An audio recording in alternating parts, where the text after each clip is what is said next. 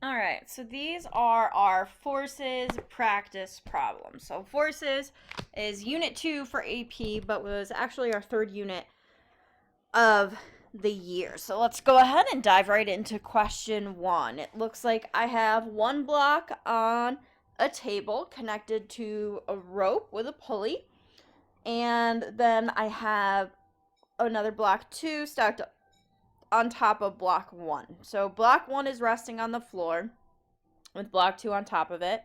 Block 3 is at rest on a smooth table. So this smooth here usually means frictionless.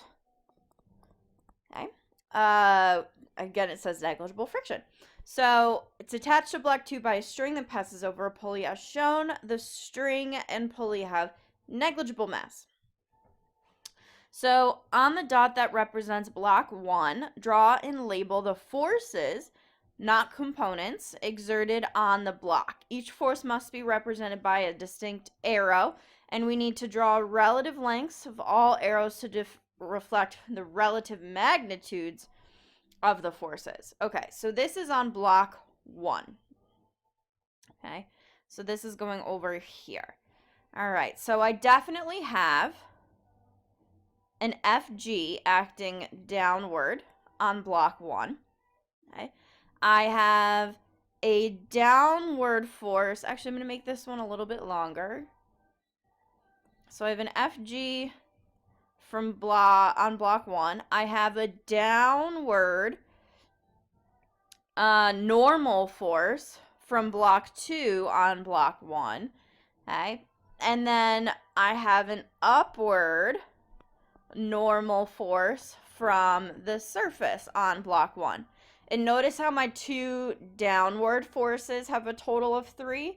So my upward force has a total of 3. So that my net force is 0. Okay.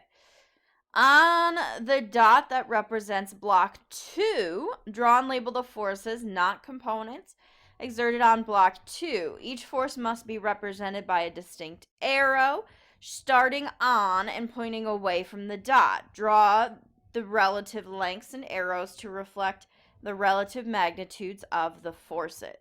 Drawing the forces acting on 2. Okay.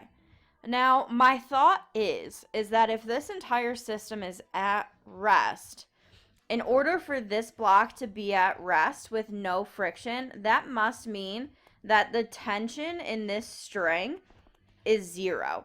So that means the upward tension on block 2 is also 0. Again, we can make that assumption because the entire system is at rest. And the only way for block 3 to be at rest horizontally, okay, is if the tension is 0.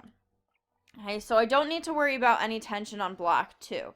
So remember, this downward normal force of block 2 on block 1 has a Newton's third law pairing that is a normal force upwards of block 1 on block 2.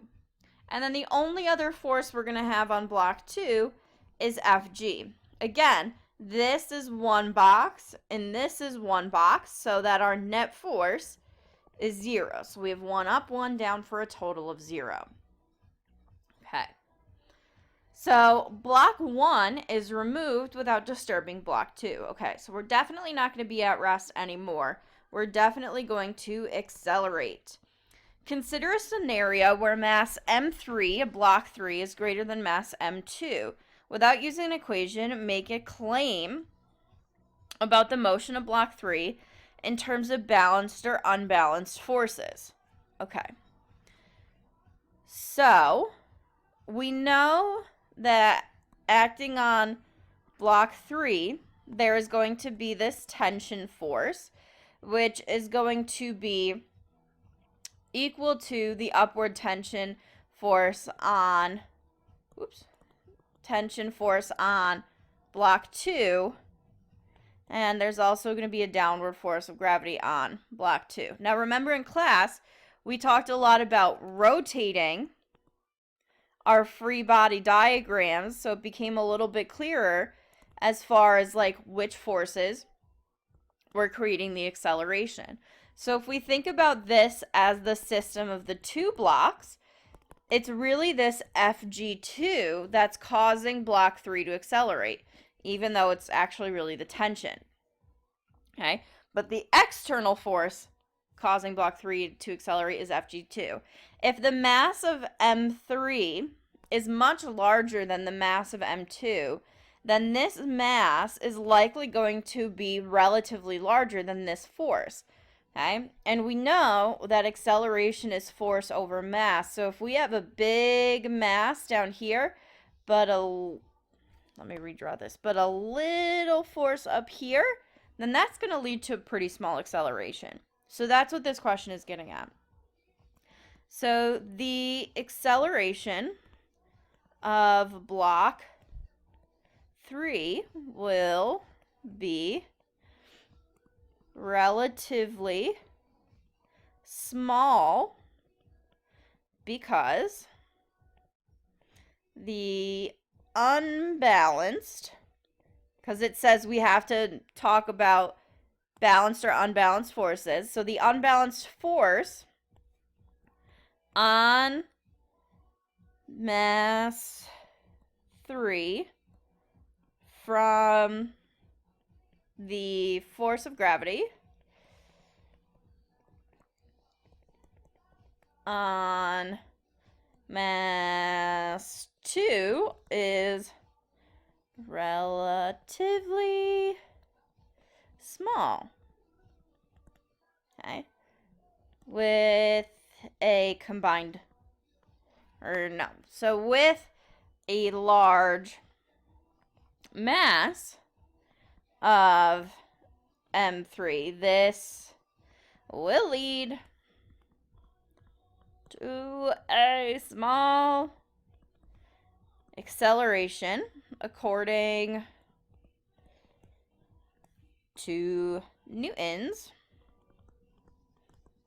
second law. And that's this up here. That's Newton's second law. So derive an equation for the acceleration of block 3 for any arbitrary values of M2.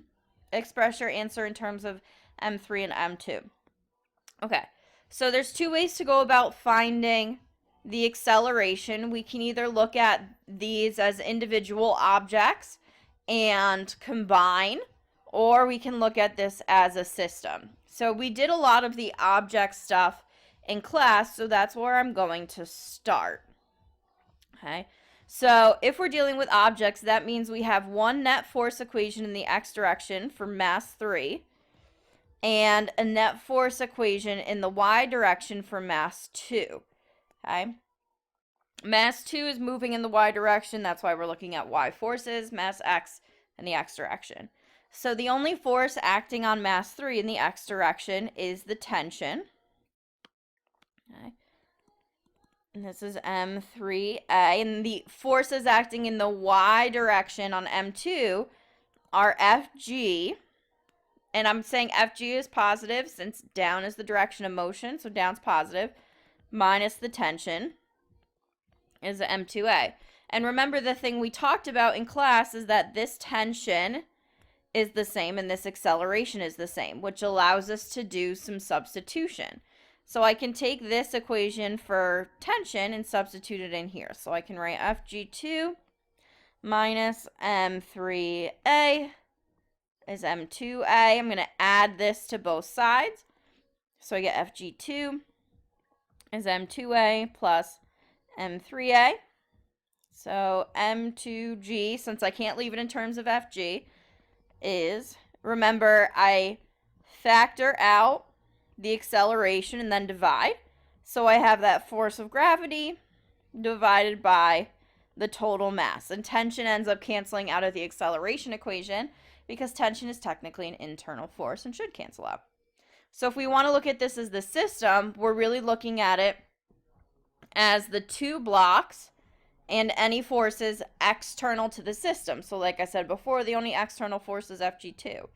So for the system, okay, I have the mass of the system, acceleration. The only external force acting on the two-block system is the Fg on block 2. The mass of the system is M3 and M2.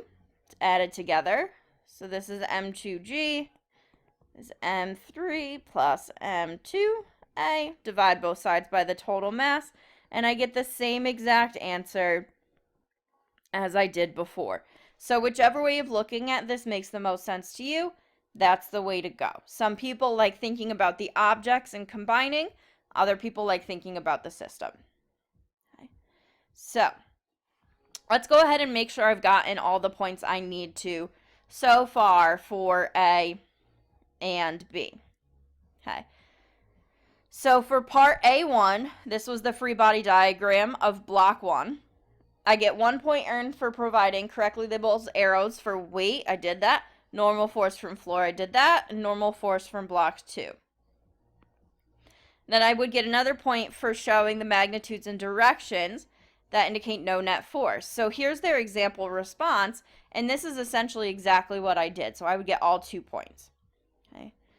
All right, so for A2, which was the free body diagram on block 2, I get 1 point for correctly labeled arrows for weight and normal force, and 1 point for showing the magnitude of the normal force from block 1 is equal to the magnitude for the normal force in block 2. So their response, is over here. And this is exactly what I drew as well. Okay, so that second bullet is just for making that upward normal force on block 2 the same value as the downward normal force on block 1. We both made them one block. Okay, so B1. This was the explain the motion of block 3 in terms of balanced and unbalanced forces. So indicating the forces on block 3 would be unbalanced. I did that. Making a claim that indicates that the forces are unbalanced, the block would accelerate to the right. Okay, so I essentially said that. I said the forces would be unbalanced and block 3 would have a small acceleration. Okay.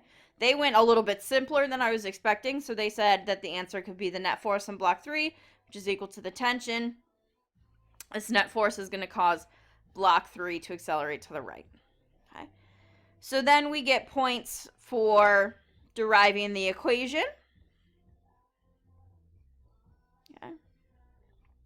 So I get 3 points for attempting to use Newton's second law. That's what we did. That's the idea that net force equals ma.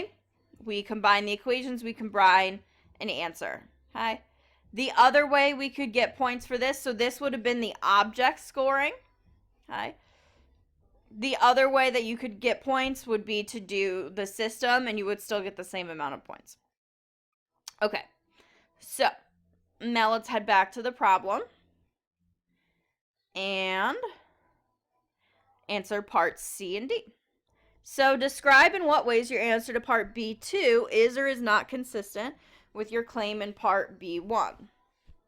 So my B2 was A equals M2G, M3 plus M2.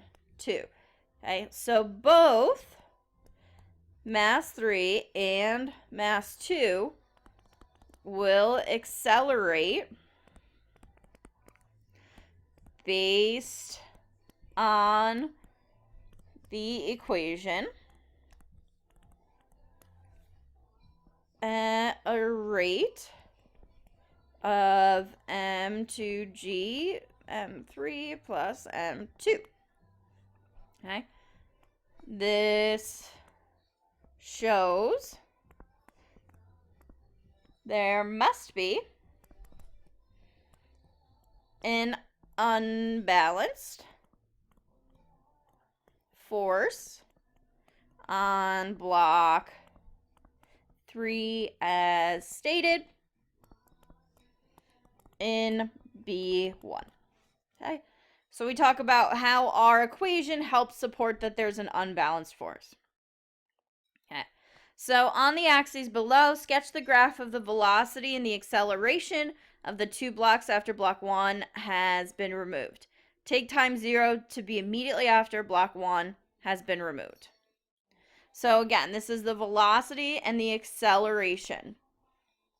Okay, so I'm going to say down is positive, and the block 2 is immediately accelerating downward with this value.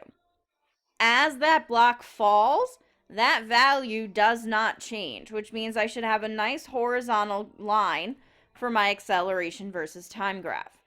Okay. Velocity, if acceleration is constant, is going to increase at a constant rate. So I should have a nice line with a positive slope. And the value of the slope here should match the value of the acceleration here. Because remember, the slope of a velocity versus time graph gives us the acceleration. So let's check my points for those last two questions. I just got to figure out where they are. Okay. So in C, I get 1 point for providing a valid description consistent with the answer. So yes, I said block 3 would accelerate, and equation shows that there is an acceleration. So I got that point. Then D, 1 point is earned for drawing a velocity graph that has a straight line through the origin with a non-zero slope. Did that.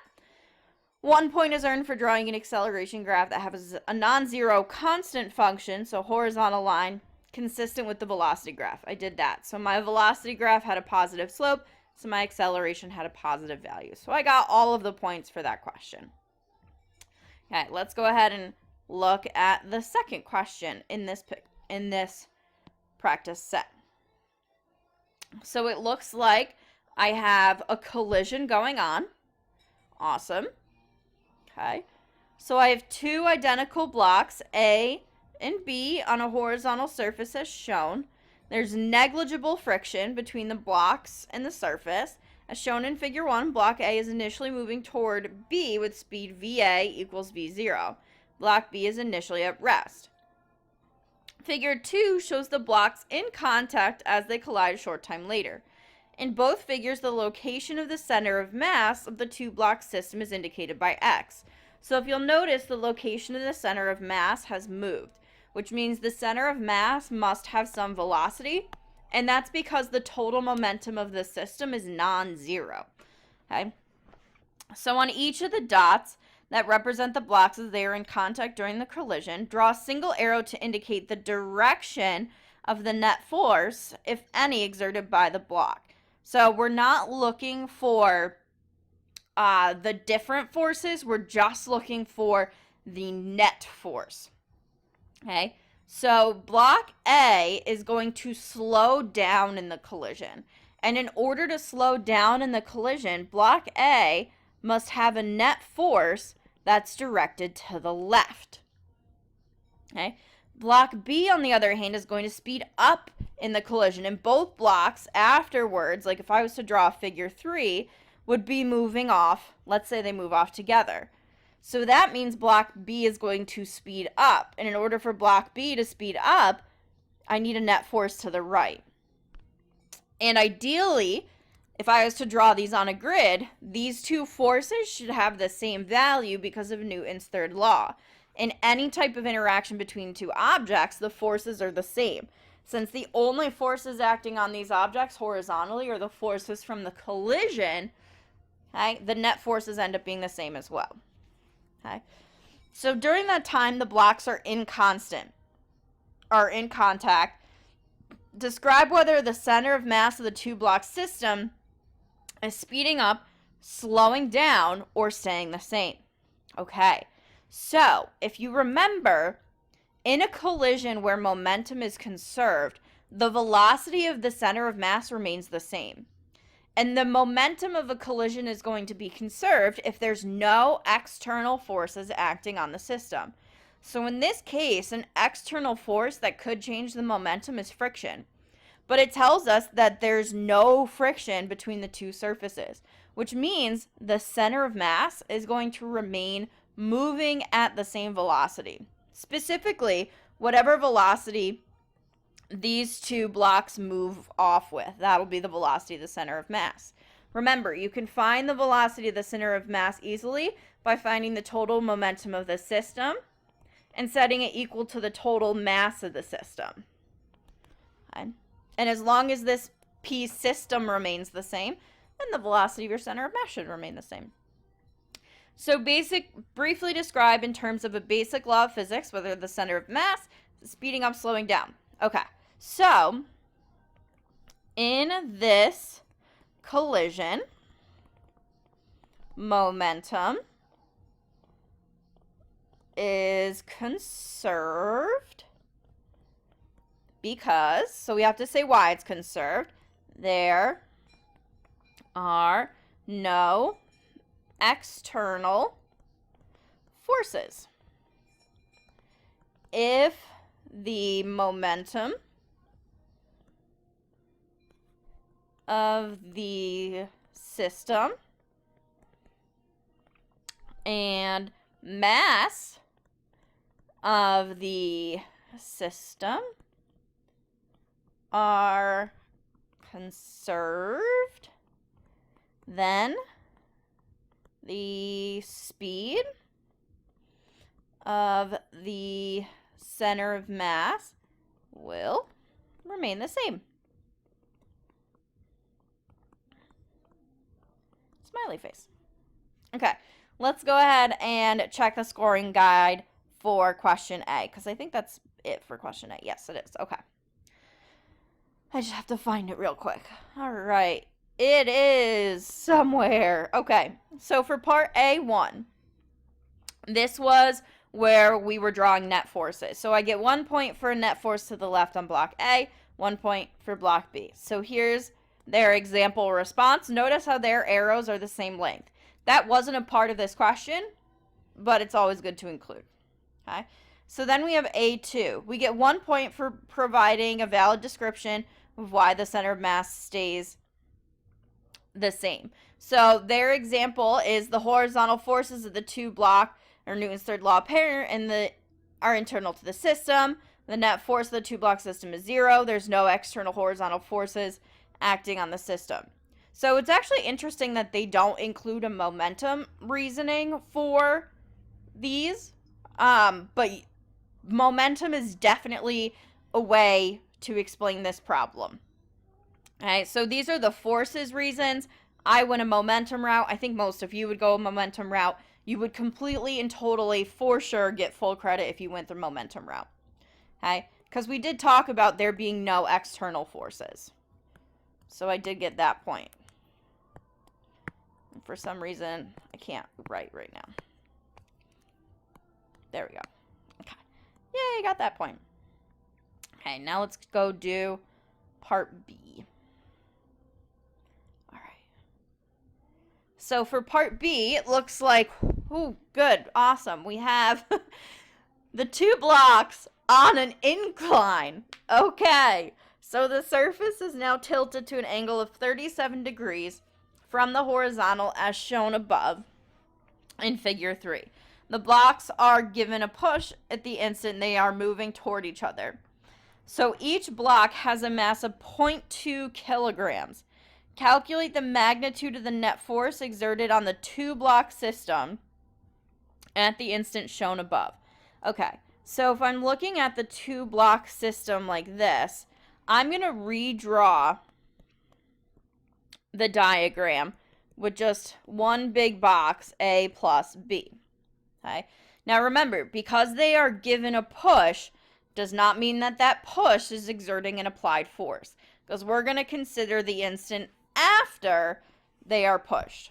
Okay, so acting on this system, we have a downward force of gravity, and we have a normal force. The system is still frictionless, so we don't need to worry about friction. Okay. Now remember, when we're on inclines, we break up FG into FG perpendicular and FG parallel because we've tilted our coordinate system. Instead of X and Y, we deal with perpendicular and parallel. You can think of the parallel direction as X, perpendicular direction as Y. But we need to break up that FG into components. Okay? So the force that's actually responsible for the net force acting on this system is this FG parallel. Okay. So when we need to calculate the net force acting on the two-block system, okay, we are really calculating this acceleration, the total force of gravity parallel. Okay. We don't need to keep including this mass system times acceleration because we're not asked to find the acceleration of the system. Okay, so FG parallel remember as mg sine theta, because mg sine points down the incline. Okay, so this m is the mass of the system. So if they each have 0.2 kilograms of mass, then our total mass of the system is 0.4 kilograms. We can use 10 for g, and then sine of 37 degrees. So this is 40 times the sine of 37, which I don't know what that is off the top of my head, so I'm going to calculate it. So 40 sine 37. I'm getting 2.4 meters per second squared, which makes sense. I should have a value less than 9.8. Okay? If I got a value bigger than 9.8, then clearly I'm doing something wrong, because we can't accelerate faster than the acceleration due to gravity unless we have like rocket boosters or something. Okay. So the blocks are moving toward each other with the same speed, 0.35 meters a second. The blocks collide half a second later. What's the speed of the two block system's center of mass just before the collision? Okay, so this is going to get a little bit tricky, and we're going to have to do some kinematics mixed with some momentum. Okay. So what we first need to do is figure out the speed of each of the blocks half a second later. Okay. So VA has initial velocity of positive 0.35 meters a second. VB, since it's moving up the incline, I'm going to call that a negative 0.35 meters a second. Both blocks experience an acceleration down the incline of 2.4 meters a second squared. Okay. Then they collide half a second later, so our t is half a second, and we're looking for the final velocity of both blocks after the collision. So for both, we're going to use v equals v0 plus at.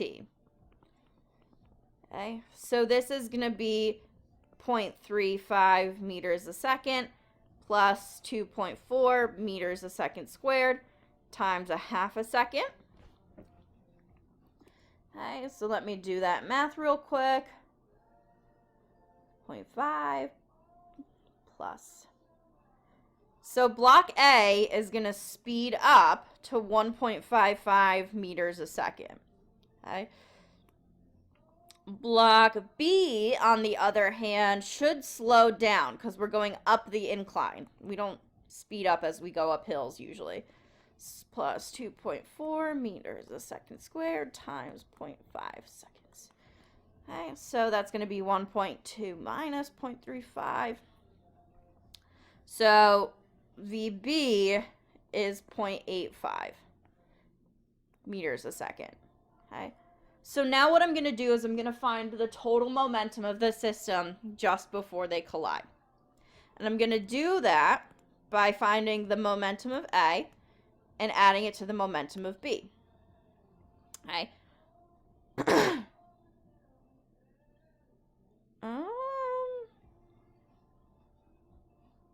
Interesting. I just realized that because this is a positive answer, that means half a second later, VB is positive, and that means block B is traveling down the incline when they collide. That's crazy. I was not expecting that to happen. Okay. So that actually makes the momentum calculation a little bit easier because both blocks are moving in the same direction, which means they both have positive velocity. Oops, kilogram. Remember, momentum is mass times velocity. So that's what I'm doing right now. The mass is 0.2 kilograms for each of those. So 1.55 times 0.2. This is 0.31. 0.85 times 0.2 is 1.7. Add those together, 0.48. Okay? And remember, you can find the velocity of the center of mass by setting your total momentum equal to the mass of your system times the velocity or center of mass. So we just figured out P total was 0.48 kilogram meters per second. Our total momentum of the system is 0.4. We're looking for velocity of center of mass. Okay. So I'm going to do 0.48 divided by 0.4. And the velocity of the center of mass is 1.2 meters a second. Okay. Now, that's probably the slightly longer way of doing this. Okay. There is a shorter way. Okay. The velocity of the center of mass initially is 0.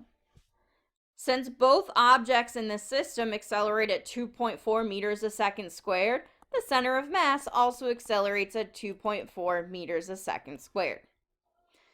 It also accelerates for half a second. We're looking for V final. So we can just go through and do V equals V0 plus A T for the center of mass, where we're really just doing 2.4 meters a second squared times a half a second. And we get 1.2 meters a second again. So again, that way is definitely the way easier way, but my brain went right to momentum. And I actually didn't figure this out until I got to this answer. Okay? But that's the easier way. So the acceleration of each of the individual objects is the same as the acceleration of the velocity of center of mass. Okay? All right, so let's check out my points for those last couple of problems, really just problem B. Okay. So let's see, I get 1 point for providing either an indication that the force for both blocks must be added together or a proper trig relation to account for the angle of the ramp. So that's the sine theta function. And providing a correct answer and derivation that includes forces for both blocks added together and proper trig. So what they did is they calculated the net force individually for each block and got 1.2 and then added it together to get 2.4. Okay, so they took an individual block situation and then added them together to get the net force for the system, whereas I just did the net force for the system. But either way, we got full credit. Okay, and then we oh, I just realized I did the last part wrong, guys. Oh my goodness. I'm a silly goose. I am a silly physics teacher. Okay. So, this 2.4 here is not an acceleration.